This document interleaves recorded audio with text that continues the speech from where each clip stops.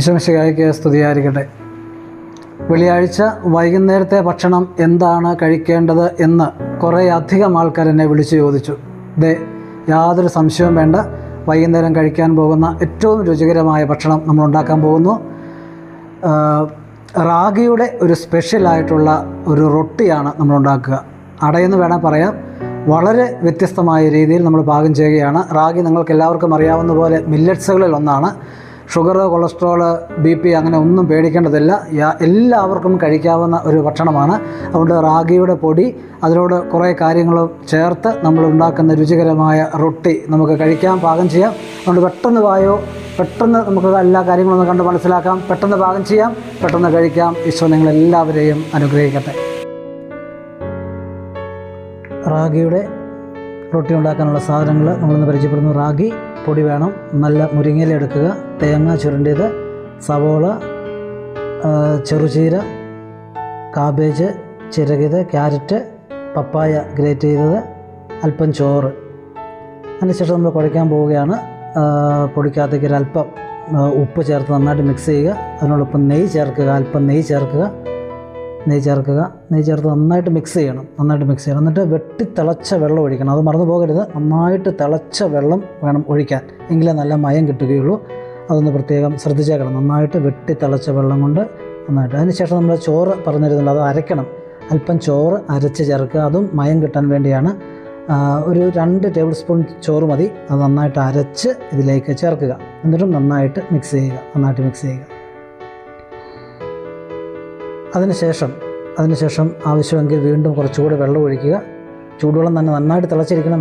വേണം രണ്ടാമത് ഒന്നുകൂടെ തിളപ്പിച്ചതിന് ശേഷം വേണം വീണ്ടും ചേർക്കാൻ. വെട്ടിത്തിളയ്ക്കുന്ന വെള്ളത്തിൽ വേണം ഇത് കുഴച്ച് എടുക്കാനായിട്ട്. പ്രത്യേകം അത് ഓർത്തേക്കണം. അതിനുശേഷം നമ്മൾ ഇൻഗ്രീഡിയൻസ് ഓരോന്ന് നമ്മൾ ചേർക്കുകയാണ്. ക്യാരറ്റ്, കാബേജ് ചെറുതായിട്ട് അരിഞ്ഞത്, അതിനുശേഷം ചെറുചീര അരിഞ്ഞത് ചേർക്കാം. സവോളയോ ചെറിയ ഉള്ളിയോ ചെറുതായിട്ട് അരിഞ്ഞത്, പച്ചമുളക്, കറിവേപ്പില, ഇത്രയും കാര്യങ്ങൾ കൃത്യമായിട്ട് ചേർക്കുന്നു. അതിനുശേഷം പപ്പായ ഗ്രേറ്റ് ചെയ്തത്, അതും വളരെ നല്ലതാണ്, നല്ല വയറിന് നല്ലതാണ്. അതിനുശേഷം തേങ്ങ ചുരണ്ടിയത്. അതിനുശേഷം നന്നായിട്ടൊന്ന് മിക്സ് ചെയ്യുക. ഇതെല്ലാം ചേർന്ന് നന്നായിട്ട് മിക്സ് ചെയ്യുക. ശരിക്കും പറഞ്ഞാൽ കൈകൊണ്ട് മിക്സ് ചെയ്യുന്നതാണ് നല്ലത്. അപ്പോൾ ചിലർക്കൊക്കെ വിചാരം കൊണ്ടാണ് കൈകൊണ്ടാണ് ഇത് മിക്സ് ചെയ്യുന്നതെന്നൊക്കെ ചിലർ ചോദിക്കാറുണ്ട്. പ്രിയപ്പെട്ടവർ, നമ്മൾ ഭക്ഷണം കഴിക്കുന്നത് കൈകൊണ്ടാണ്. അതിനുശേഷം ഗരം മസാല ചേർക്കണം. ഏറ്റവും അവസാനം ഗരം മസാല ചേർക്കണം. എന്നിട്ട് ഞാൻ സ്പൂൺ കൊണ്ടാണ് മിക്സ് ചെയ്യുക. കൈകൊണ്ട് മിക്സ് ചെയ്യുന്നതാണ് നല്ലത്. കാരണം നമ്മൾ ഭക്ഷണം കഴിക്കുന്ന കൈ എപ്പോഴും പരിശുദ്ധമായിരിക്കണം, അല്ലേ? അപ്പോൾ അതുകൊണ്ടൊരു ഭാരതീയ സംസ്കൃതിയുമായിട്ട് ഇത് ബന്ധമുണ്ട്. അതുകൊണ്ട് നിങ്ങളെപ്പോഴും ഭക്ഷണം പാകം ചെയ്യുമ്പോൾ കൈകൊണ്ട് തന്നെ കുഴയ്ക്കാനൊക്കെ പ്രത്യേകം ശ്രദ്ധിക്കുക. അതിനുശേഷം ഒരു 15 മിനിറ്റ് റെസ്റ്റ് ചെയ്യാനായിട്ട് വെക്കുക. നന്നായിട്ട്. അതിനുശേഷം ഒരു പാൻ എടുക്കുക, നന്നായിട്ട് അതിനകത്ത് നെയ്യ് പുരട്ടുക. അതിനുശേഷം ഇതുപോലെ ഒരു സ്പൂൺ ഉപയോഗിച്ചോ കൈ ഉപയോഗിച്ചോ നിങ്ങൾക്ക് അത് പരത്തുക. കട്ടി കുറച്ച് നന്നായിട്ട് പരത്തിയെടുക്കുക.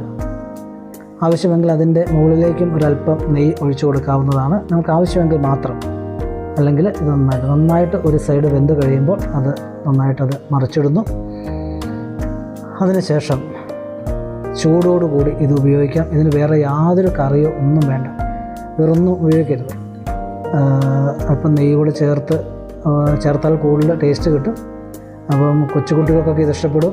പച്ചക്കറി കഴിക്കാത്തവരെല്ലാം കഴിക്കും. കാരണം ഇതിനകത്ത് എന്തുമാത്രം പച്ചക്കറികൾ ചേർത്തിട്ടുണ്ടെന്ന് ഓർത്ത് നോക്കുക. കണ്ടാലും നല്ലതാണ്. റാഗി, അതിനകത്ത് യാതൊരു മായവും ഇല്ലാത്ത പച്ചക്കറികൾ മാത്രം ചേർത്ത് നമ്മൾ പാകപ്പെടുത്തുന്ന അതിരുചികരമായ ഒരു ഭക്ഷണം. നമുക്കത് കഴിക്കാം. ദൈവം നിങ്ങൾ ഓരോരുത്തരെയും അനുഗ്രഹിക്കുകയും ആശീർവദിക്കുകയും ചെയ്യട്ടെ.